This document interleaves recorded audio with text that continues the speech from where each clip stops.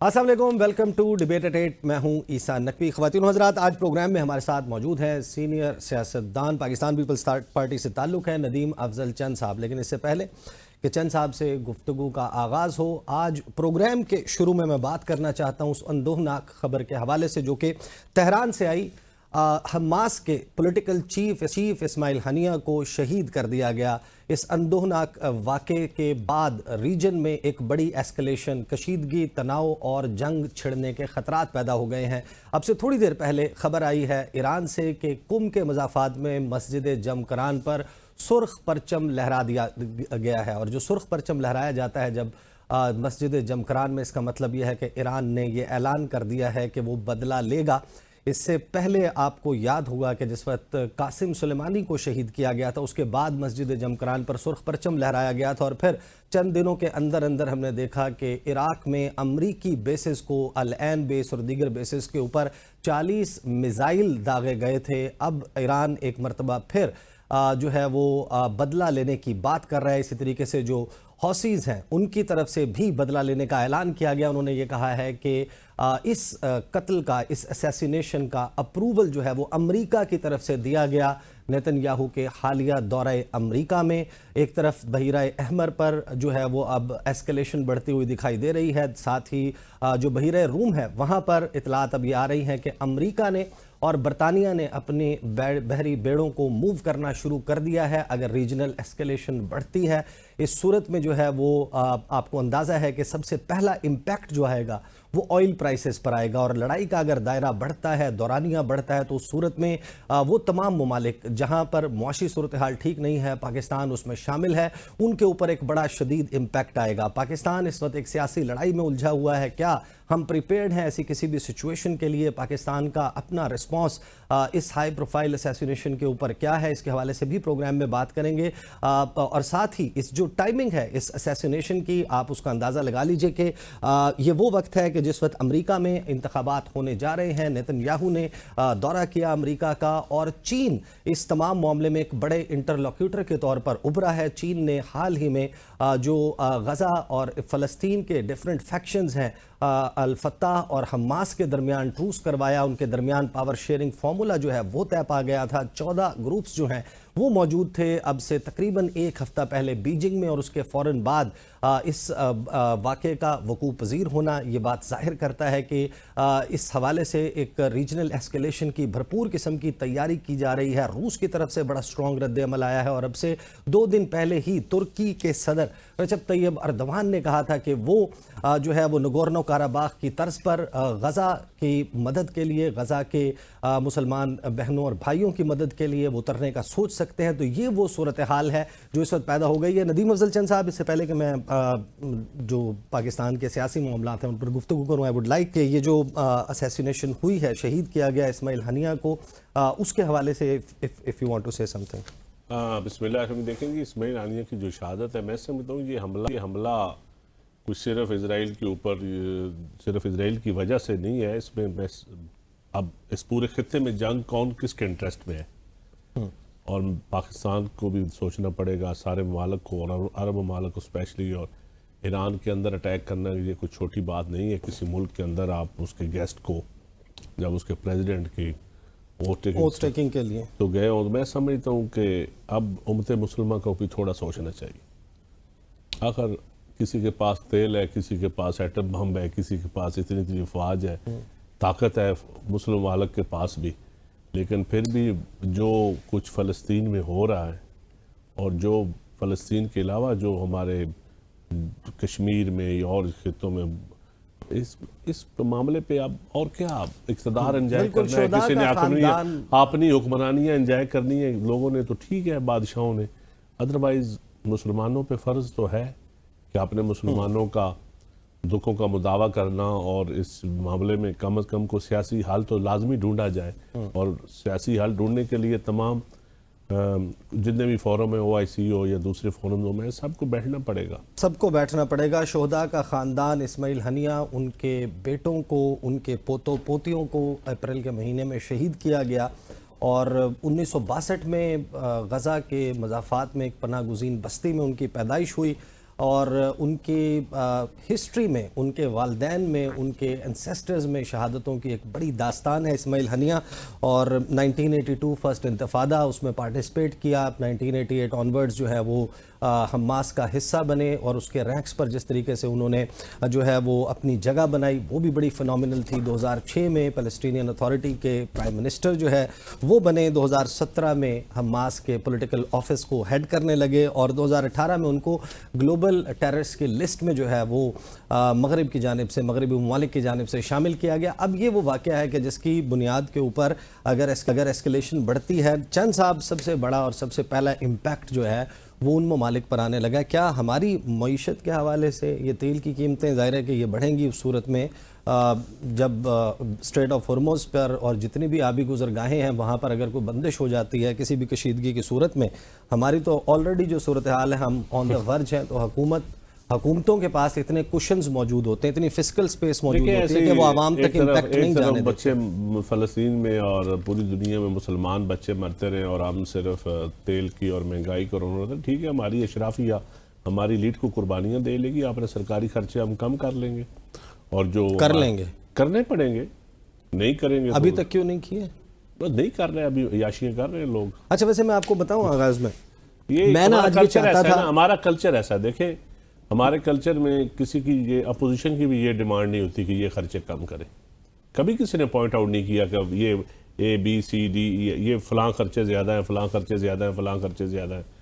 एक जनरल बात सारे कर देते हैं, लेकिन अपोजिशन की भी कभी डिमांड नहीं है। उसकी वजह है कि हर कोई अपनी नहीं, तो वज़ीर आज़म ने तो 14 रुकनी एक कमेटी बना दी थी शहबाज शरीफ ने, जब आप भी हुकूमत में काबीना के में हिस्सा था, तो वो भी तो खर्चा बढ़ा दिया था कम करने के लिए जो बनाई थी कफ़ायत शुआरी कमेटी। मैं कमेटी मुझे नहीं पता कमेटियों का, लेकिन कफ़ायत शुआरी सच्ची बात है, बहुत ऐसे गैर ज़रूरी महकमे हैं, गैर ज़रूरी प्रिविलेज एंड पर्क्स हैं जो मैं समझता हूँ कि इस मुल्क के ऊपर एक बहुत बड़ा अजाब है।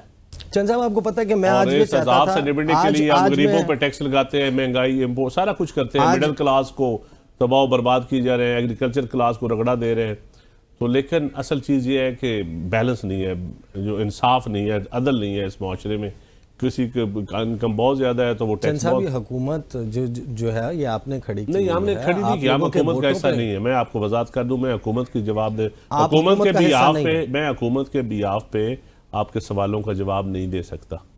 तो आपको किसी मिनिस्टर को बैठाना पड़ेगा। चंद साहब, मैं उन मिनिस्टरों से लें जवाब, मैं कैसे दे सकता हूँ? नैयर बुखारी साहब आपकी पार्टी में सेक्रेटरी जनरल है? बिल्कुल है। मैं आपको दिखा देता हूँ कि वो क्या कहते हैं इस हुकूमत के बारे में। दिखा दे। मैं अभी दिखा दे, मैं फिर भी हम हुकूमत के जवाब दे देंगे। 18 जुलाई को नैयर हुसैन बुखारी साहब से मंसूब एक बयान चला। पाकिस्तान पीपल्स पार्टी के सेक्रेटरी जनरल नैयर हुसैन बुखारी ने कहा कि हम वफाकी हुकूमत के इत्तेहादी हैं और वफाकी काबीना के फैसलों को सपोर्ट करते हैं। उन्होंने कहा कि पीपल्स पार्टी वफाकी हुकूमत के साथ खड़ी है, हमारी जमात हुकूमत की इत्तेहादी है, पार्टी वफाकी काबीना के फैसलों को सपोर्ट करती है। हमारी पार्टी में जो लोग इख्तलाफ राय कर रहे हैं ये उसका पार्टी की पॉलिसी से कोई ताल्लुक़ नहीं है, चाहे आप इख्तलाफ राय कर रहे हैं, अगर कमर ज़मान कायरा, फ़रदुल्ला बाबर या फिर कोई और। फिर मैंने उनको मैसेज किया, मैंने उनसे पूछा क्या ये ऑथेंटिक है, आप जवाब देख लें। उन्होंने मुझे क्या जवाब दिया? नहीं, उन्होंने बड़े रीजनेबल आदमी है, मौजूद आदमी है, उन्होंने ठीक बात की है जो उन्होंने की होगी, लेकिन मैं फिर भी नहीं जवाब दे सकता।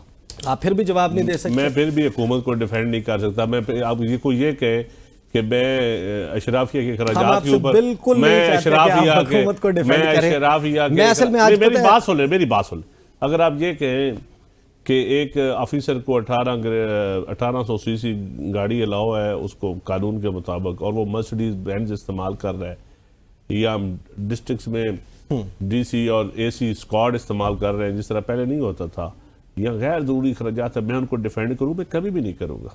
नहीं, मैं जानता हूँ आप नहीं करेंगे। मामला ये है कि मैं क्यों अपने आप के साथ ज्यादती करूँ? जो मेरे दिल में बात है मैं वही करूँगा। अच्छा चंद साहब, मामला ये है कि मैं आज चाहता था कि यहाँ ये सामने वाली सीट पे भी ना आपका कोई कॉलीग बैठा हो पाकिस्तान तहरीक इंसाफ से। मैंने बहुत सारे लोगों से रब्ता किया, आज पता चला है कि वो तो गायब हुए हैं।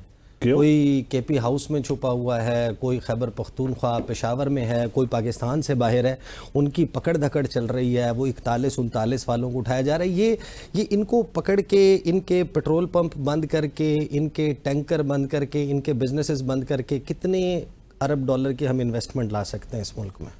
कि देखें, किसी को पॉलिटिकल पार्टी इस पॉइंट ऑफ व्यू से छुड़ाना या ये इस तरह विक्टिमाइज करना, ये तो कोई जस्टिफाई नहीं करता। मैं तो इसको नहीं कर सकता कि ये कोई अच्छी बात है।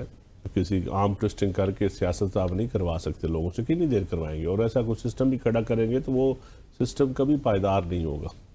लेकिन मेरे ख्याल में लोगों को आना चाहिए सामने। फिर बड़े बड़े मुश्किल हालात भी पार्टी ने भी देखे हैं, डट के अपना अदालतें बानिस्बत आज से 15-20-30 साल पीछे चले जाएं, उससे बहुत बेहतर अदालतें आज परफॉर्म कर रही हैं। वैसे ये हंसी वाली बात है कि अदालतें हैं, इनका सामना करना चाहिए। अदालतों में जो हो रहा है वो आपको भी मालूम है। अदालतों में क्या हो रहा है? अदालतों में लोगों को रिलीफ मिल रहा है।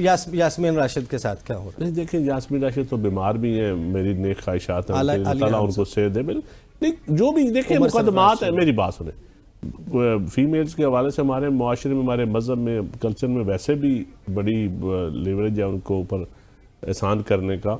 लेकिन एक मैं बताऊँ, जो जिनके ऊपर FIR हैं उनको फेस करना पड़ेगा। और मेरे ख्याल में अदल होना चाहिए। देखिए, अगर कोई विक्टिमाइजेशन हो रही है ना, PPTI के साथ हो रही है या जिसके साथ भी हो रही है। इतवार को रात 12 बजे DC झंग का ऑफिस सुना के खुला हुआ था।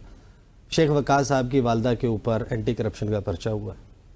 अभी मेरी थोड़ी देर पहले सनाउल्लाह मस्ती खेल साहब से बात हुई है, उनके ऊपर भी कोई FIR हुई है। ऐसी तो डकैतियों की FIR नहीं होती। निसार जट साहब से बात हुई है, अवैस हैदर जखड़ से बात हुई है, कोई पाकिस्तान से बाहर है, कोई खैबर पख्तूनख्वा गया हुआ है। इस मुल्क में पंजाब का MNA, अगर आप उसको ये यकीन दिला देंगे कि खैबर पख्तूनख्वा तुम्हारे लिए महफूज है, पंजाब तुम्हारे लिए महफूज नहीं है, ये फेडरेशन का कितना नुकसान है। ये गलत बात है।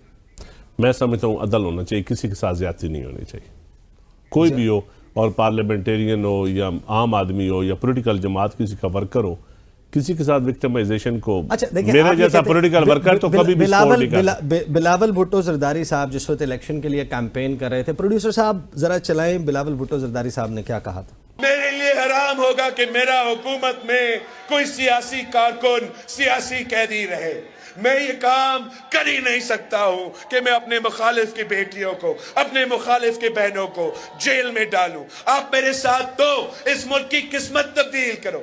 चंद साहब, ये गालिबन आपका हल्का था। मेरे हल्के आपके हल्के में उन्होंने जो कहा था और जो सूरत हाल हो रही है, ये हुकूमत जो है आपके वोटों पे खड़ी हुई है, आप कैसे जिम्मेदारी से पीछे हट सकते हैं? देखिए, वोटों की बात कर लें, हमने पहले दिन जितने हमारे पास अवाम ने जो हमें वोट दिए, या ये मैंडेट भी हाइब्रिड सा मैंडेट है, मैं तो इसको फेयर नहीं मैंडेट भी कह सकता जो इस वक्त इस मुल्क में। अवाम ने जिसको मैंडेट दिया वो तो आपको भी पता नहीं। देखें, पीपल्स पार्टी के साथ भी ज्यादती हुई या किसी और के साथ भी हुई है तो वो खुद बयान करेगा। पीपल्स पार्टी के साथ 2014 बिल्कुल ज्यादती हुई है। हमारी सीटें ली, पहले की मेरी अपनी सीट जिस बिलावल साहब जिस जलसा कर रहे हैं हल्के में, वहां तो PTI तीसरे नंबर। आपकी सीट चोरी हुई? बिल्कुल चोरी। आपकी सीट किसने चोरी की? नून लीग ने चोरी की, और आप लोगों ने फिर नून लीग को वोट डाल दिया। बस ये हमारे पार्टियों की, हमारे पॉलिटिकल कल्चर की बदकिस्मती होती है। इसमें मैं अकेला अपनी पार्टी की पॉलिसी नहीं चेंज कर सकता, लेकिन मेरी वजह से ना चेंज हो जी पॉलिटिकल पार्टी। देखें, PTI दूसरी बड़ी पार्टी थी इस वक्त, यहाँ तो हम उनके साथ बैठ के हुकूमत बनाते। दूसरी बड़ी पार्टी थी या पहली बड़ी पार्टी थी? देखिए, बड़ी जिसके वोट ज्यादा थे, इस पॉइंट ऑफ व्यू से मैं कह रहा हूँ। तो वोट PTI के ज्यादा? नहीं, वोट इस वक्त जो असेंबली में पोजीशन थी वो तो यहाँ पीपल्स पार्टी PTI के साथ हुकूमत बना सकती थी या नून लीग के साथ बना सकती थी। तो PTI वाले तो किसी के साथ बैठना नहीं चाहते। इन हालात के तो वो खुद जिम्मेदार है। जब हुकूमतें छोड़ेंगे तो बैठना चाहते हैं? नहीं बैठना चाहते। अभी उन्होंने मेहरबानी, चलो एक उन्होंने कहा है कि उन्होंने इदारों के ऊपर बात। अच्छा, नहीं, अब पहले इस पे आते हैं, इस पे हम अलग से बात करते हैं। आप पहले उसी पे वापस आए ना, फिर आपने हुकूमत बना ली। हुकूमत बनाने के लिए आपको वेन्यू निगरान वजीर आला पंजाब ने फराहम किया, उनके घर पे आपने मुलाकात की। ये दुनिया में मोहसिन नकवी साहब ने मुझे नहीं पता। मेरी तो खुद PTI के लोगों से बातचीत हुई, गौर साहब से, आमर डोगर साहब से, बहुत सारे लोगों से, जिनको हमने कहा कि पीपल्स पार्टी और हम आप आए, हम इकट्ठे मिल के बनाते हैं हुकूमत, और एस्टैब्लिशमेंट से भी बात करते हैं। एस्टैब्लिशमेंट भी रुकावट नहीं डालेगी। ये भी बातें की हमने कि हम किससे बैठ बात के- हुई थी? आमिर डोगर आमिर और डोगर, गौर खान, इन ये सब मैसेज लोग- आपने कन्वे मैं किया खुद गया था, मैं खुद ये जरदारी साहब की तरफ से नहीं मैसेज था? जरदारी साहब की तरफ से, ये बिलावल साहब की तरफ से नहीं था। ये हम पार्टी के अंदर से हमने मशावरत की, लोगों ने, हमने कहा हम उनसे बात कर लेंगे, जब वो बात मानेंगे तो फिर हम अपनी क़यादत से बात करेंगे। लेकिन उस दौरान क्या हुआ? मीटिंग तो हो चुकी थी किसकी? शहबाज शरीफ के नहीं, साथ उसके पहली बाद मीटिंग। उसके बाद मीटिंग में या आप कह रहे हैं कि उससे पहले जब अभी अभी मोबाइल फोन ताहाल बंद थे उस वक्त ये सब कुछ हो गया। लेकिन हमारी मुलाकात हो गई थी। लेकिन कहाँ हुई थी ये मुलाकात? मैं इस्लामाबाद में मुलाकात हुई। इस्लामाबाद में मुलाकात हुई थी MN इलेक्ट के साथ। गौर खान से भी और आमिर डोगर क्या बड़ी साहब से। खबर बता रहे हैं कि नहीं, आप ये मैं लोगों कई ने दफा मुलाकात बता करके- चुका हूँ मैं कोई, और अब हम कहते थे कि आओ इस मुल्क को इस भंवर से लेकिन निकालें। ये कैसे हुआ कि एक अच्छा, मेरी शख्स बात जिसने- अब जब एक पार्टी जो निगरान जब एक पार्टी ये एक फैसला ही शख्स ना था- कर सके, एक पार्टी फैसला ही ना करे, वो कहते हैं हमने बात करनी है फौज के साथ, हमने बात करनी है आर्मी चीफ के साथ। अब वो ये कहते हैं आप लोगों के पास ताकत ही नहीं है, आप देखिए कठपुतली ना, हैं। ताकत ना हो, है आप वैसे- हिस्ट्री, मेरी बात सुनो, आप ये- हिस्ट्री उठा के देख लें, चंद हिस्ट्री साहब, उठा चंद नहीं, साहब, मैं शहबाज शरीफ एक मैं आपके powerful सवाल prime का जवाब minister है देता कि हूँ, नहीं? मैं आपके सवाल का जवाब देता हूँ। मुशर्रफ हुक्मरान था, बीबी ने चार्टर ऑफ डेमोक्रेसी किसके साथ किया था? मियां नवाज शरीफ के साथ किया था। मुशर्रफ के साथ चार्टर ऑफ डेमोक्रेसी पे साइन तो नहीं किए थे। बातचीत हमने सियासी जमातों से ही करनी है, ये हमने आपस में बैठ चंद के साहब, ही अपनी चंद स्पेस साहब, लेनी है, अपने दिल पे हाथ पॉलिटिकल स्पेस। रखें। मेरी बात सुन ले, मुझे पहले ये बता दें, अपने दिल पे हाथ रखें, मुझे ये बता दें कि क्या मौजूदा सेटअप में शहबाज शरीफ ज्यादा ताकतवर हैं या मोहसिन नकवी? देखें इस ये जो सवाल आपने का- सांस लिया है ना इसमें इस जवाब है। सवाल का जवाब जो है ना वो जो है राना सनाउल्लाह साहब दे चुके हैं। कौन है ज्यादा राना ताकतवर? सनाउल्लाह साहब जवाब दे चुके हैं। शहबाज शरीफ। राना सनाउल्लाह साहब का क्लिप चला के देख ले, वो अब आप जवाब दे- बताएं कि अगर वो कहते हैं कि वो हमने जवाब टॉक दे शहबाज चुके हैं, शरीफ से वो- नहीं करनी तो वो हक नहीं, बजानिब मेरी है बात कि सुनिए, नहीं? मेरी बात सुनिए, पॉलिटिकल जमातों को फिर भी पॉलिटिकल जमातों से बातचीत करनी पड़ेगी। आप कहानी वहां Ultimately- से आगे बढ़ा गए, वहां पे वापस चले ना। नहीं, मोहसिन नकवी साहब, ultimately- मुझे ये बताएं कि एक निगरान, मेरा दोनों से वज़ीर कोई राब्ता आला, नहीं है, मैं कैसे कह सकता हूँ कौन ताकतवर है? अपकमिंग सिस्टम में नहीं, उसूल पे हम इंडिविजुअल पे बात नहीं कर रहे, मैं नाम ही नहीं ले रहा मोहसिन नकवी का। आप मुझे ये बता दीजिए कि एक शख्स जिसकी निगरानी में इंतखाबात हुए हों, उन इंतखाबात के नतीजे में जो हुकूमत कायम हुई हो, उसमें कोई शख्स वजीर लग सकता है जिसकी निगरानी में इंतखाबात हुए हों? क्या ये जमहूरी है? देखिए, इस मुल्क में क्योंकि जमहूरियत मजबूत नहीं है, मियां नवाज शरीफ साहब निगरान वज़ीर आज़म थे, 88 में वज़ीर आला थे, फिर उसके बाद वज़ीर आज़म भी बन गया, वज़ीर आला भी clear बने cut ना। answer। नहीं, मैं बताऊं, ये मुल्क में ये खिलवाड़ होता रहा है ना, इससे पहले भी ये होता रहा, ये गलत है, मैं इसको कोई अप्रिशिएट नहीं कर रहा, ये गलत होता है। निगरान हुकूमत, पहली तो बात है कि अब ये तो क्या आप मुझे अब ये निगरान हुकूमतों का अगर कभी पार्टी के बाद ये मेरी बात सुनिए। तय है, यानी अब मैं मेरी आपकी इस बात अब से ये सवाल- नतीजा अब आपने अखज़ बात- कर- अब आपने बात चलें। किया, जवाब तो मुझे चलें, पूरा चलें, करने देना। प्लीज। आप आपकी मर्जी का जवाब ना आए तो आप नया सवाल ठोक नहीं, देते हैं, मेरी ऐसा ना मर्जी का करें। ही जवाब आ रहा है। जवाब मैं अपनी मर्जी का दूंगा। देखिए, इस मुल्क में निगरान हुकूमतें इलेक्शन जो करवाती रही हैं, ये तारीख में पॉलिटिकल हिस्ट्री में ये साबित हुआ है कि वो इलेक्शन कभी भी वो निगरान हुकूमत फेयर नहीं हुई, ना पहले हुई है ना अब हुई है। ये लेकिन हकीकत है। कोई निगरान वजीर आला नहीं बना। निगरान वज़ीर आला बना, मियां नवाज शरीफ साहब बने, वज़ीर आज़म भी बने। 88 में देख ले, जब जुनेजो साहब की असम्बली टूटी थी तो वो निगरान वज़ीर आला बने थे बाद में। नहीं, तो निगरान वजीर आला बने थे वो पहले की, तो निगरान पहले की- वज़ीर आला भी थे, फिर भी निगरान वज़ीर आला बन गया, फिर उसके बाद फिर बन गया। यहाँ पर बात ये हो रही तो है कि जिसने इंतखाब ये मेरी बात सुनिए, ये 88 में जिसका आपकी- पावा तकड़ा हो, आप 88 क्या में क्या आपकी रवायात हुकूमत आप आई। ढूंढ रहे हो, कानून ढूंढ रहे हैं। चंद साहब, और भाई, एक है आइन, एक है कानून, एक है रवायात, एक है पावा तकड़ा होना। सर, जिसका जहाँ पे काम आपने चल- सरफराज बुगटी साहब को वजीर आला बनाया, वो निगरान वजीर दाखिला थे। वो इस्तीफा देके गया। इस्तीफा देने के बावजूद पाकिस्तान के आइन में वाज़े तौर पर लिखा हुआ है कि जो शख्स निगरान कैबिनेट में हो वो ना अपकमिंग इलेक्शन में हिस्सा ले सकता है। कैबिनेट में हो, जो रिजाइन कर जाए वो ले सकता है। ये बिल्कुल नहीं लिखा नहीं लिखा हुआ, हुआ, जो कैबिनेट में जब रिजाइन कर जाता है वो कैबिनेट ऐसा कैसा कुछ नहीं नहीं होता लिखा ना। हुआ। आइन बड़ा भाईजान, वाज़ेह है। जब एक बंदा रिजाइन कर जाए वो कैबिनेट कैसा नहीं रहता, जो भी उसका निगरान- गजट नोटिफिकेशन में सर, कैबिनेट उस का ऐसा हुकूमत नहीं से होता। पहले देखें, अब हम इसी नुक्ते पे फंसे रहेंगे, बात बड़ी लंबी हो जाएगी। ये मैंने बात आपको उसका जवाब पाकिस्तान- दे दिया है ना। अच्छा, एक बात तो तय है अब, यानी कि इसका मतलब ये हम समझ लेते हैं कि आप कम से कम जो निगरान वज़ीर आला सिंध थे उनको कोई ओहदा नहीं देने लगे इस सिस्टम में। जरदारी साहब के कलम से ऐसा कुछ नहीं आएगा। नहीं, मुझे नहीं पता, बस अच्छी बात है। मुझे मैं जानता हूँ बाकर साहब को, बड़े वो अभी जज भी नहीं बने, उनको एडॉक जज की ऑफर थी, उन्होंने वो भी इनकार किया है। चले उनको तो कुछ नहीं मिलेगा। नहीं मुझे नहीं पता, मेरा नहीं ख्याल वो कोई लेंगे। ये मैं सेव करके रखूंगा। नहीं मेरा, अब मुझे पता ही नहीं है, मुझे रजा बाकर साहब का चले आप लोगों मेरा अंदाजा है कि वो नहीं लेंगे। पीपल पार्टी वैसे, अच्छा पीपल पार्टी को इस चीज की अप्रिसिएशन आपने कब दी है? आप मीडिया में आपसे बात कर रहा हूँ कि जो गलत रवायात पीपल पार्टी ने तो कभी निगरान वज़ीर आला नहीं बनी और फिर उसके बाद नहीं बनी, या सिस्टम का इस तरह बेनिफिशियरी भी नहीं रही।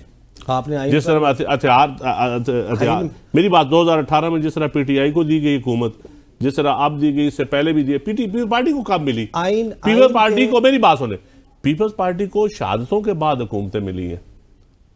पीपल्स पार्टी ने रगड़े खा के हुकूमतों तक पहुंचे, फिर भी पंजाब नहीं दिया गया। ये हिस्ट्री उठा के आप देख लें, यही इलेक्शन कमीशन, यही जुडिशरी। आपने कहा एप्रिसिएशन, मुझे ब्रेक पे जाना है। एप्रिसिएशन नहीं, मैं एक ओवरऑल बात कर रहा हूं मुआशरे में। देखें आप मीडिया पे अमल दरामद फर्ज है। मीडिया इतना एक आंख से देखते हैं ना, मीडिया वाले भी दोनों आंखें खोल के रखा करें। चले आइन में इलेक्शन की दोनों आंखों से देखा करें, ऐनक लगा के जरा फेयर सी अदल वाली ऐनक लगाएं। आइन में इलेक्शन की तारीख भी लिखी हुई है, कितने वक्त में इलेक्शन होना है। उसमें भी पाकिस्तान पीपल्स पार्टी साथ रही। पंजाब और खैबर पख्तूनख्वा के जो इलेक्शंस डिले हुए उसमें आप लोग साथ थे। नहीं, हम किधर साथ थे? निगरान हुकूमत का हिस्सा थे। आप हुकूमत का हिस्सा थे। नहीं, निगरान हुकूमत का हिस्सा थे। पीडीएम की बात कर रहे हैं आप? नहीं, आप पीडीएम सीजन 1 की बात कर तो आप लगाएं जाके आर्टिकल 6 सारे जाएं अप्लाई करें, फिर अदालत फैसला करें। आर्टिकल 6 लगाने वाला, ये तो आजकल आप लगा रहे हैं। पीटीआई वालों को कहें जाएं। चले, मुझे ब्रेक पे जाना है। जाएं ना, ब्रेक पे जाना। ब्रेक से वापस आते हैं, गुफ्तगू का सिलसिला यहीं से जारी रहेगा। Welcome back after the break. Nadeem Afzal Chand साहब हमारे साथ मौजूद हैं। गुफ्तगू का सिलसिला जारी है। पाकिस्तान की मौजूदा जो सियासी सूरत हाल है, चंद साहब ब्रेक से पहले बहस जो चल रही थी, I don't want to go back to that. मैं नहीं चाहता कि उसको कंटिन्यू करें। 2023 इलेक्शन नहीं होने दिए पंजाब में, खैबर पख्तूनख्वा में, वो सारी बहस हम उस पर, आप जहां खड़े थे वो सबने देख लिया। नहीं, हम बिल्कुल नहीं, हम सही सहमत पे खड़े थे। देखिए अब हम क्या करते कि जो अब अगर आइन के साथ किसी ने खिलवाड़ की है, आप कहते हैं निगरान हुकूमतों का टाइम ज़्यादा हुआ है, या तो बेनिफिशरी उसकी पीपल पार्टी हो ना। तो आपने तो मियाँ साहब की सहूलतकारी की। नहीं, हमने सहूलतकारी नहीं की। हमने सिस्टम को, हम चाहते हैं इस मुल्क में लूली लगड़ी जमहूरियत चलती रहे, वरना बिल्कुल आइडियल पोजीशन नहीं है। वरना क्या हो, लड़ाई आप किस चीज से बचाने वरना लड़ाई हम, वरना जिस तरह आप, चले मैं आपको आर्गुमेंट तस्लीम कर लेता हूं। मैं बता, वरना जिस तरह एक जमात लड़ रही है, बलूचिस्तान में लड़ाई हो रही है, जिस तरह केपीके में चीफ मिनिस्टर जिस तरह फेडरल गवर्नमेंट के खिलाफ बातें करता है, जिस तरह वफाक के इदारों के खिलाफ बातें करता है, कभी वापडा, ऐसी लड़ाई हम नहीं लड़ना चाहते। पीपल पार्टी ऐसी लड़ाइयां पहले भुगत चुकी है। पंजाब में देख लेना, पीपल पार्टी जब बीबी प्राइम मिनिस्टर थी तो बीबी के साथ क्या रवैया रखा जाता था पंजाब से। चले, मैं आपसे कुछ लड़ाइयों का पूछ लेता हूं कि इस लड़ाई में और इस लड़ाई में और इस लड़ाई में आप कहां खड़े हैं।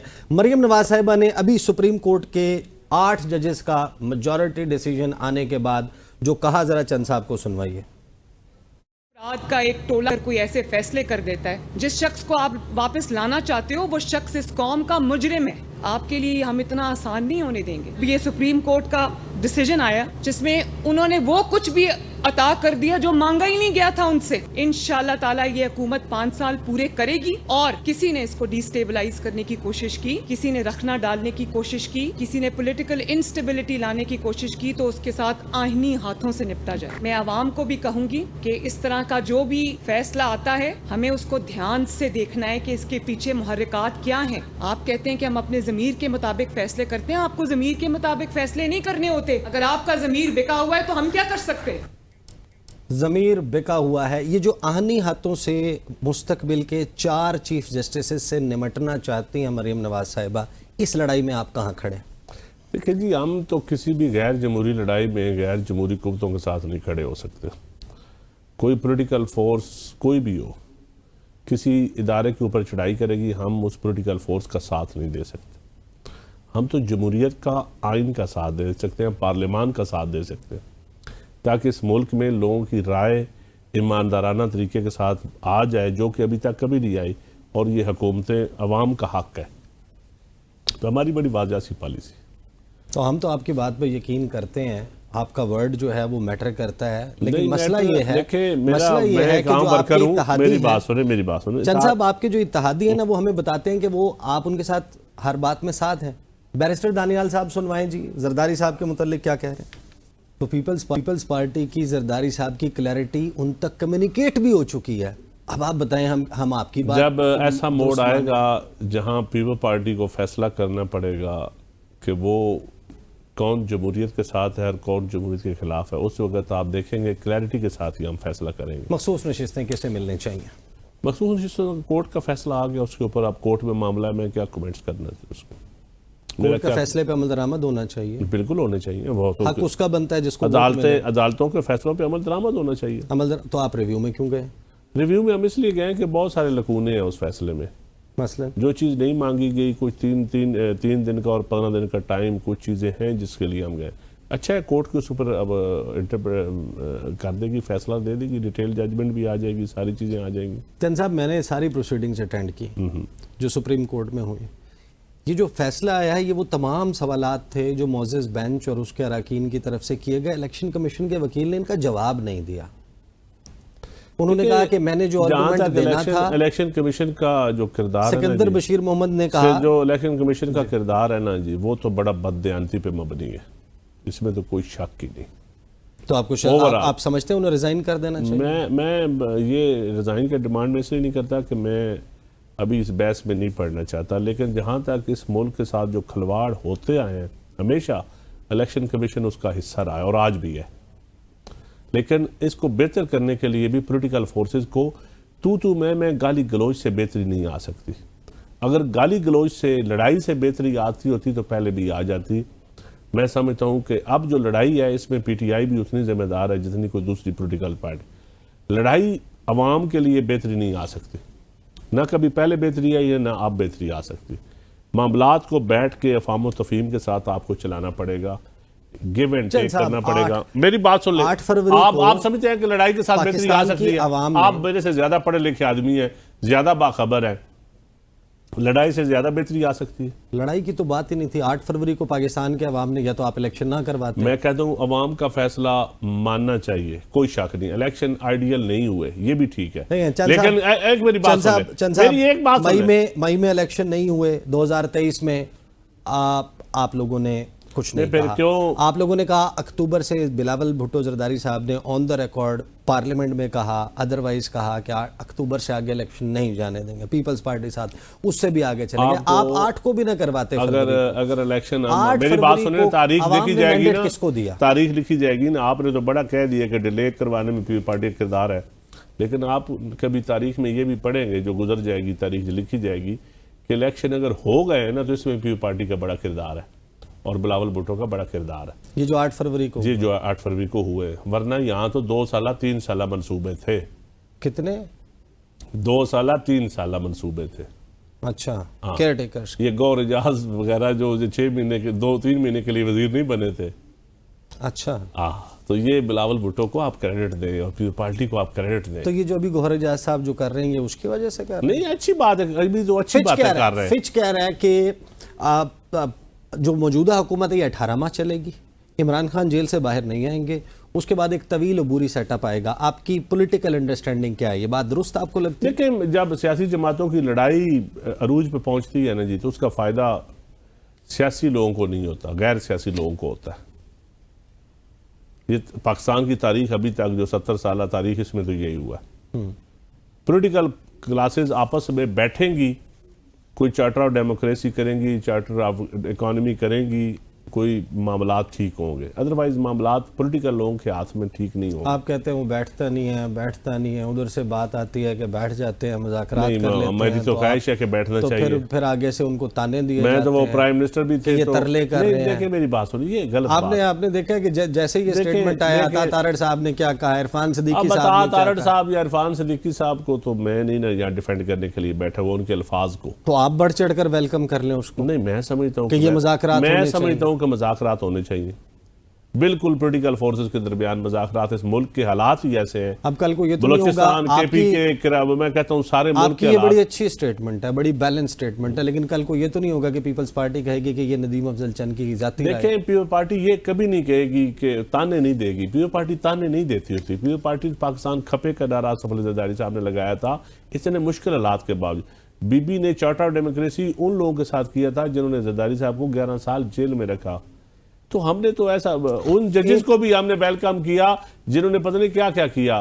तो आप तो चौधरी ज़हूर लाई के घर चल के गए, उनको हुकूमत में शामिल किया सिस्टम को चलाने के लिए। तो कैसे हालात थे पीपल पार्टी के उनके साथ। बिल्कुल, वो पेन मांगा गया था, पेन मांगा गया था जिससे पीपल्स पार्टी ने तो ANP, MQM सबको साथ सजाए लेके मौत चली के है। और आज भी फैसले पीपल पे पार्टी एक दस्तखत ऐसी हुए थे। जमात है जो सबको लेके चल सकती है। सबको लेकर चल सकती है। फिर राज खोल दें। ये अभी आप मेहर बुखारी साहिबा के साथ बैठे हुए थे, आप बात कर रहे थे कि मैं 5-6 दिन के बाद बताऊंगा। क्या 23 तारीख को गालिबन आपने ये बात की है। प्रोड्यूसर साहब सुनवाएं, चंद साहब ने क्या कहा था मेहर बुखारी साहिबा के शो में? 6 दिन के बाद, 6 दिन गुजर गए, जरा राज खोलें हमारे साथ। 5 दिन भी गुजर गए, 6 दिन भी कोई गुजर बैन गए। लगा, PTI पे कोई बैन हुआ, क्या चल रहा कोई था? आर्टिकल 6 की कार्रवाई हुई। क्या चल रहा था? हम चाहते हैं कि मामलात सुलझ जाएं 2023 में तो और हमें ये पता है आप PTI लोगों के ने लोगों को, जो PTI के लोगों को भी मैं समझता हूँ अल्लाह करे उनको अकल आ जाए कि ये सिस्टम चलेगा तो किसी कोई आप आप हुकूमत हमें का ये हिस्सा बता रहे हैं कि Noon League was all out for it, वो लगाने जा रहे थे। आप नहीं, मैं बफर ये नहीं बताना चाह रहा, मैं ये आपके अल्फाज हैं, मैं इसके ऊपर नो कमेंट्स। नहीं, वो तो उन्होंने तो प्रेस कॉन्फ्रेंस की थी तो ना। कर दी, उनके जवाब वो उन्होंने तो देंगे, कहा। मैं क्यों दूं उनका जवाब। एक साबिक वजीर आजम पर आर्टिकल 6 की कार्रवाई, एक सियासी जमात के ऊपर बैन, पीपल्स पार्टी, आपकी अंदरूनी बैरूनी क्या पॉलिसी है, हमें जरा क्लियर कट आप बता दें कि पाबंदी लगनी चाहिए कि नहीं। हमारी पॉलिसी जो है बड़ी वाज़ेह है कि पॉलिटिकल जमातों को पॉलिटिकल तरीकों से डील करना चाहिए, एडमिनिस्ट्रेटिव तरीकों से नहीं करना चाहिए। बड़ी वाज़ेह पॉलिसी एज ए जमात। हुकूमत की क्या पॉलिसी उसका मुझे कोई पता नहीं। तो अभी आप कह रहे थे कि उनको अदालत में फेस कर लेना चाहिए, ये नहीं करना चाहिए, नहीं इंतजामी, देखिए यानी आप मेरी बात 200 सुने। मुकदमे- मैं देखिए पीपल पार्टी कोड़े क्या क्या पीपल पार्टी के वर्करों के साथ नहीं हुआ। चंद साहब उसका बदला हुआ ले रहे हैं। नहीं, अल्लाह ना करे, अल्लाह ना करे, हम नहीं बदला रहे। ये हमारी और दूसरी जमातों में ये भी फर्क है। मेरी बात तो पूरा करें आप नून ना। देखिए आप अपनी मर्जी से एक नहीं, आप प्रोडक्ट complete करके करें। आप अगले नहीं, मैं डेढ़ ऐसे मिनट। मुझे आपके इस रवैये से चंद साहब, इख्तिलाफ है। मैं खामोश नहीं, बैठा हूं, मैं ये आप आप complete बदला मैं करें। क्यों लूंगा? मैं कोई जालिम, मैं मेरी क्या हैसियत है बदला लेने वाली? ये पार्टी ऐसी, हमारी नीयत ही नहीं है बदला हम लेने चाहते वाली। हैं, फिर आप आवाज हम चाहते हैं रिफॉर्म्स हो, हम चाहते हैं ये आइंदा किसी के साथ ना हो, ये खिलवाड़ बंद हो पॉलिटिकल सिस्टम के साथ, पॉलिटिकल जमातों के साथ, पार्लियामान के साथ, अवाम के साथ। वो डायलॉग से होगा। डायलॉग के अलावा कोई ऑप्शन ऐवान नहीं सदर है। क्यों ऑफर नहीं करता कि हमारा प्लेटफॉर्म हम सदर जरदारी क्यों एक ऐलान नहीं आता आप सदर से? PTI को कहें कि वो ऐलान करें, मैं सदर साहब की तरफ से मैं करवा दूंगा। मैं उनको कहूंगा, वो कबूल करेंगे, वो पहल करें। अचकज़ई साहब को इख्तियार क्यों नहीं? अचकज़ई साहब वो तो मौलाना कह रहे हैं, फजलुर रहमान वो तो कह रहे दोनों हैं कि से हमने सदर अचकज़ई साहब के बहुत अच्छे तल्लुकात है, तो वो दोनों तो PTI के साथ इस वक्त किरदार अदा कर रहे हैं, क्यों नहीं मामलात आगे चला रहे? आप ये कह रहे हैं मैं कि समझता अगर हूं- अचकज़ई साहब को PTI तमाम कुल्ली इख्तियार दे देती है, और वो सदर साहब से रब्ता करेंगे तो मुस्बत जवाब आएगा। आप लोग सदर साहब दावतनामा भेज देंगे मैं तमाम कहता सियासी हूं जमातों मुस्बत को, जवाब आएगा, तमाम इदारों को मैं जो आप कह रहे हो मुस्बत जवाब आएगा, मुल्क के लिए बेहतर जवाब आएगा। बेहतर जवाब, पाकिस्तान में बेहतर ये जो जवाब आएगा। क्यास है, ये जो इस वक्त जो हालात बने हुए हैं, इसमें बेहतरी लाने के लिए जवाब आएगा। सही। चंद साहब मुझे ब्रेक पे जाना है, ब्रेक से वापस आते हैं, गुफ्तगू जारी रहेगा। Welcome back after the break. Nadeem Afzal Chand साहब के साथ गुफ्तगू का सिलसिला जारी है। चंद साहब, आपने कहा कि 8 फरवरी को इलेक्शन हुआ, इसका क्रेडिट बड़ी हद तक पीपल्स पार्टी को जाता है, वरना 2 साल 3 साल मंसूबे थे, ये भी इलेक्शन नहीं होता। लेकिन जो 8 फरवरी को इलेक्शन हुआ है ना, वो अच्छा नहीं हुआ। नहीं, बिल्कुल फेयर इलेक्शन नहीं हुआ, आइडियल इलेक्शन नहीं हुआ। जो इस और इसके विक्टिम observers हैं, इसके विक्टिम पीपल पार्टी, इसकी विक्टिम पीपल पार्टी भी है। सुन लीजिए, सिर्फ PTI नहीं है सरवर बारी विक्टिम, साहब, इसमें पतन मेरी बात कोलिशन ऑफ सुने, 38 के बाज़ सरबराह, जगहों पे नून लीग विक्टिम है, नून लीग विक्टिम है, बाज़ जगहों पे वो भी है, मुझे पता है बाज़ जगहों पे वो भी है। मसलन? बस है KPK में मौलाना साहब भी अपना क्या कह रहे हैं, पीपल पार्टी की पंजाब से सीटें छीनी गई है, बिल्कुल छीनी गई है। छीन के किसे दी गई हैं? ली गई है, कुछ नून लीग को ली गई है, कुछ पीटीआई को दी गई होगी। पीटीआई को कौन सी मसला है? पीटीआई को कौन सी आप इस पे, मैं जो आपको कह रहा हूँ मैं ठीक कह रहा हूँ, अब मैं इससे आगे नहीं कह सकता। कोई एग्जाम्पल तो देना। बस मैं जो कह रहा हूँ आपको ठीक कह रहा हूँ। सरवर बारी साहब, पतन कोलिशन ऑफ 38 क्या कह रहे हैं उनके सरबराह? चंद साहब, ये इलेक्शन हुआ, मियां साहब का हल्का। यार मैंने पहले आपको कहा है कि इलेक्शन आइडियल तो नहीं हुआ, बिल्कुल आइडियल इलेक्शन नहीं है, बिल्कुल फेयर इलेक्शन नहीं। आपके पास इसका हल मौजूद है? इसका हल है, बिल्कुल है। आपके पास है इसका हल? मैं बता रहा हूँ आपके क्या? पास इसका हल है। आप अपना हल ना बताएं, मैं आपको हल बताता हूँ। आप बताएं। हम इस वक्त कहाँ बैठे हुए हैं? इस्लामाबाद। ये हल्का NA 47। यहाँ से पाकिस्तान पीपल्स पार्टी के कैंडिडेट नैयर बुखारी साहब के भाई हैं, उनके तमाम पोलिंग स्टेशंस पर पोलिंग एजेंट्स मौजूद थे। उनके पास तमाम पोलिंग स्टेशंस के फॉर्म 45 मौजूद हैं। आप सामने रख दें, बता दें कि क्या हुआ। नहीं, मैं एक हल्के में कर, मैं आपको बिलावल भुट्टो जरदारी साहब के हल्के में कर दे, लाहौर वाले। मैं आपको बिल्कुल कह रहा हूँ ना, बिलावल साहब के हल्के में भी धांधली हुई है, हमारे हल्कों में बिल्कुल धांधली हुई है। वोट डाले गए और फिर आपने उन्हें वोट डाले हैं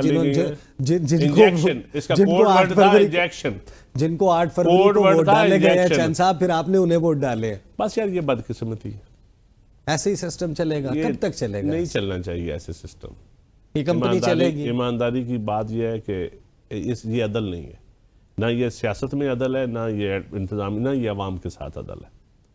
ये राजनीति है, इसको हम जमहूरियत नहीं कह सकते। जमहूरियत तो अदल पे बुनियाद पे होनी चाहिए।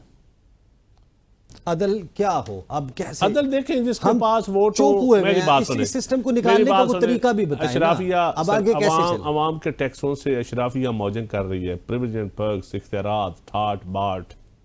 अवाम को क्या मिल रहा है? आम आदमी को क्या मिल रहा है? बिजनेसमैन बेचारे को जलील ख्वार सरकारी महकमे कर रहे हैं। हर बंदा, एग्रीकल्चर वैसे तबाह हो रही है क्योंकि हाउसिंग सोसाइटियाँ बन रही। कोई पूछने वाला नहीं है कि हाउसिंग सोसाइटियाँ क्यों जरी ज़मीनों पे बन रही हैं, क्यों खलवाड़ हो रहा है। पारा चनार में जो कुछ हो रहा है मीडिया पे आ रहा है, जो कुछ बलूचिस्तान में हो रहा है। देखिए ये चीज़ें, ये मैं समझता हूँ रिकन्सिलिएशन बातचीत से ये चीज़ें हल होनी चाहिए। बंदूक इसका हल नहीं है, ना लड़ाई इसका हल है। और हर किसी ने चले जाना है, कोई भी नहीं रहा पिछला। बड़े बड़े ताकतवर चले गए, और आज जो ताकतवर बैठे हैं उनको, उनके पास इख्तियारात है। अल्लाह ताला ने उनको आज वक्ती तौर पे ये इख्तियार दिया हुआ है कि वो बिठाएं, बैठे और इस मामलात को बातचीत से हल करने। वरना ये पाकिस्तान के हक में ना पहले था ना आइंदा होगा, मजीद बदतर सूरत हाल बनती जाएगी। चंद साहब, मुझे ये बताएं, देखें ज़ाहिर है कि पाकिस्तान की इकोनॉमी सबसे बड़ा मसला है, आपको मुतासर आबादी सबसे बड़ा मसला है, मौसमियाती तब्दीली सबसे बड़ा मसला है, इसमें एग्रीकल्चर का जो जवाल है वो सबसे बड़ा मसला है। सोचने की बात है, हमारे लिए आबादी मसला है, इंडिया के लिए उनकी स्ट्रेंथ है। वो कहते हैं हमारी आबादी हमारी स्ट्रेंथ है। आप हम ह्यूमन रिसोर्स को यूज तो करें। हम हमारे इदारों में वो हम ना स्किल्ड लेबर पैदा कर रहे हैं, ना हम एजुकेट कर रहे हैं लोगों को, ना हम हेल्थ फैसिलिटीज दे रहे हैं। हमारे देहातों में आज माएँ देखें ना जचगी की हालत में कितनी मरती हैं। और आज जो प्राइवेट हॉस्पिटल्स में छोटे छोटे शहरों में जो 60,000 80,000 पे ये जो गायनी फ्रॉड हो रहा है एक, कभी उस पर भी, कभी हेल्थ सेक्टर में कोई देखा है हमने कोई प्रोग्राम? क्या जुल्म क्या हो रहा है इस मुल्क में। और यकीन जारी, हम जब अपने इलाकों में जाते हैं ना, लोगों के हालात देखते हैं तो वापस इस्लामाबाद या लाहौर जाते हैं, रोना आता है। यहाँ अशराफिया की प्रायोरिटीज और हैं, यहाँ के मसाइल ही और हैं। चंद साहब, क्या यहाँ के मसाइल और हैं, अवाम के मसाइल और हैं। आप मुझे ये बता सकते हैं कि हुकूमत को वोट इन करने के बाद ये जो बिजली के बिल आए हैं, आपकी पार्टी ने एक मरतबा वज़ीर आज़म से ऑफिशियली इस बात पे कम्युनिकेट किया कि ये अवाम पे जुल्म जो है देखिए बिल्कुल किया। अच्छा, मेरा एक सवाल है, अगर हम इस वक्त हुकूमत की सपोर्ट छोड़ दें, हुकूमत गिर जाए, क्या हल है? अगला हल क्या है? अगला हल भी आप लोगों किसी के पास पीपल्स पार्टी नहीं, फ्रेश इलेक्शन, सूबाई हुकूमतें हो। अच्छा, अगर सूबाई हुकूमतें मौजूद हो, इलेक्शन फेयर होगा, या इस इलेक्शन की मौजूदगी में बगैर इलेक्शन रिफॉर्म के इलेक्शन फेयर होगा। 67 अरब, अगले 1 खरबों से ज्यादा पहले पैसे लग चुके हैं, इस निज़ाम में इलेक्शन फेयर होगा। इस लड़ाई में इलेक्शन फेयर होगा। नहीं, मैं आपसे सवाल का जवाब दे रहा हूं। इस लड़ाई में इलेक्शन फेयर होगा? ट्रिब्यूनल्स नहीं होगा। ट्रिब्यूनल्स को चलने दें।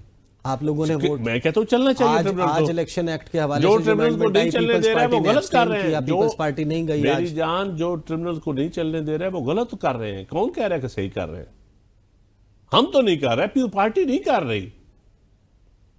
यूसुफ रजा गिलानी साहब के दस्तखत के साथ वो ऑर्डिनेंस जारी हुआ है कौन कि सा? एक रिटायर्ड जज को भी ट्रिब्यूनल में लगाया जा सकता है। देखिए, ऑर्डिनेंस जब हुकूमत कहती है तो ऑर्डिनेंस को प्रेसिडेंट, जो एक्टिंग प्रेसिडेंट या प्रेसिडेंट किन्हें वापस कर सकता है।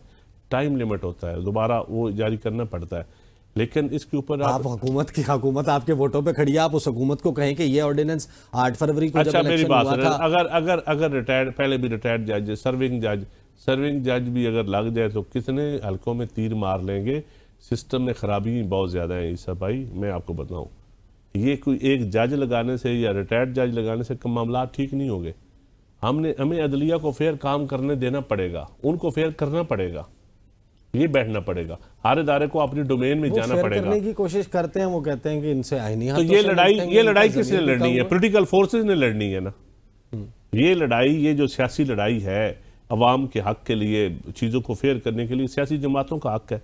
तो जब सियासी जमातें आपस में लड़ाई लड़ रहे हो, रोज एक प्रेस कॉन्फ्रेंस कर रहा हो उसको आउट करने के लिए, दूसरा उसको आउट करने के लिए, इसमें दरमियान में रिफॉर्म्स किधर गई? दरमियान में बेहतरी किधर गई? कौन पूछता है कि आज के दिन में कौन से इदारे में रिफॉर्म्स हुई हैं?